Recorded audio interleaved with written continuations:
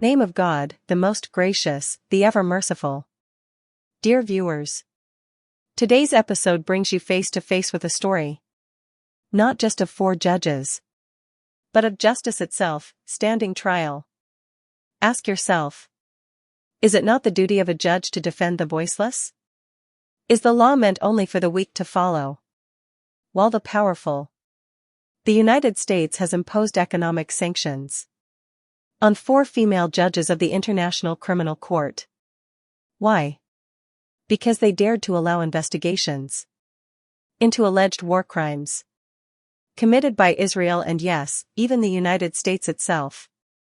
These judges are Salome Balungi Bassa from Uganda, Luz del Carmen Ibanez Carranza from Peru, Rain Alapini Gonzo from Benin, and Beatty Holler from Slovenia. UN Human Rights Chief Volker Turk responded, saying, "Attacks on judges go against the very values the United States claims to uphold. Respect for the rule of law and equal protection under it. When standing up for justice becomes a crime, when judges face punishment for doing what's right, then make no mistake, justice itself is under threat." The ICC released a strong statement. "We stand with our personnel, and we will not be deterred." Targeting those who fight for accountability does nothing to protect civilians in conflict.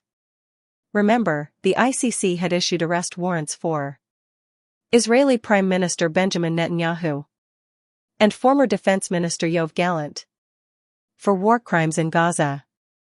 Warrants were also issued for Hamas military chief Mohammed Deif.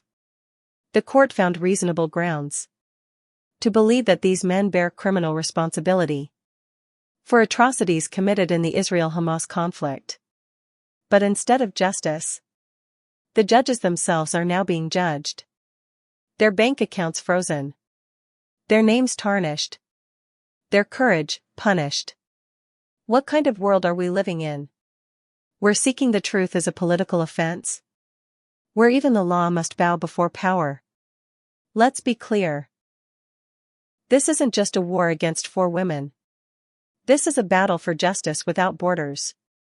A court that dares to bring the mighty to justice deserves our support, not our silence. If we stay silent today, who will speak for us tomorrow?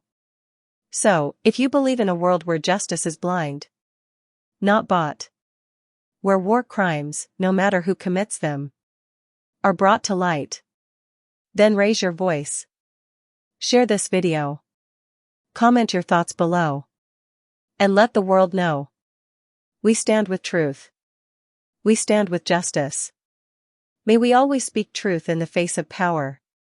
Until next time, stay informed, stay awake. Goodbye and God bless.